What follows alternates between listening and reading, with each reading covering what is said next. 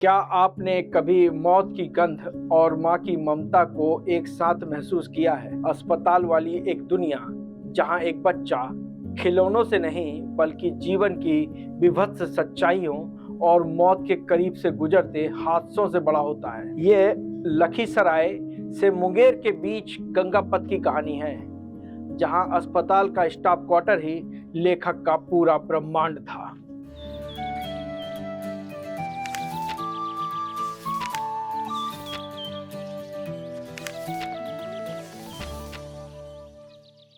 नमस्कार। जॉन एलिया का एक शेर है, कौन सीखा है सिर्फ बातों से, सबको एक हादसा जरूरी है। यतीश कुमार की कृति बोरसी भर आँच के इन पन्नों से गुजरना किसी दहकते हुए अंगारे को अपनी हथेली पर रखने जैसा है। इस पुस्तक के पन्ने केवल स्मृतियां नहीं हैं, बल्कि 80 के दशक के उस बिहार का पोस्टमार्टम है जहां हिंसा, जातिवाद, रोजी रोटी का संघर्ष और ममता की आंच सब कुछ एक साथ एक ही बोरसी में सुलग रहे थे। ये पुस्तक लखीसराय से लेकर मुंगेर तक की मिट्टी से उपजी है। गंगा के इलाके कभी उसकी पवित्रता के प्रतीक बन जाते हैं तो कभी व्यवस्था की षड्यंत्र को धोने की नाकाम कोशिश करते लगते हैं। मुझे गंगा देश की कहानियां पढ़ना, सुनना, सुनाना अच्छा लगता है, लेकिन ये बोरसी गंगा किनारे की नहीं बल्कि अस्पताल की सफेद दीवारों और स्टाफ क्वार्टर की सकरी गलियों में आंच देती है,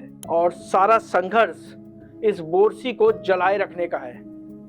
हाँ, बीच बीच में गंगा की मूक गवाही है जिसे आप महसूस कर सकते हैं।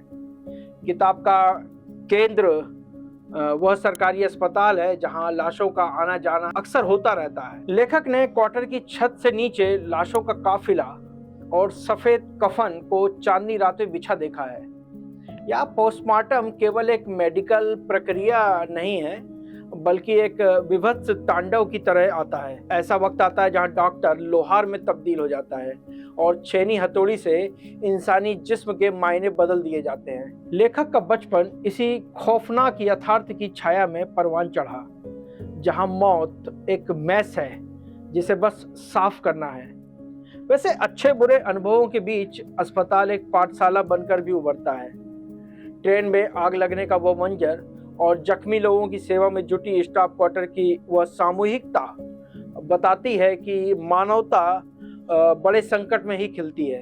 एक पागल अधेड़ उम्र की औरत अस्पताल में भर्ती है, आगे पीछे कोई नहीं, पास जाने से बदबू आती है, लेकिन पूरा अस्पताल स्टाफ मिलकर उसे ठीक करना अपना मिशन बना लेता है। ऐसे कई खूबसूरत अनुभव भी आप बोरसी की आंच में अनुभव करेंगे। इस पूरी संघर्ष गाथा की नायिका माँ है, एक ऐसी माँ जो अस्पताल की ड्यूटी, नसबंदी कैंपों की भागदौड़ वाली एक्स्ट्रा ड्यूटी और घर की जिम्मेदारियों के बीच पिस रही थी।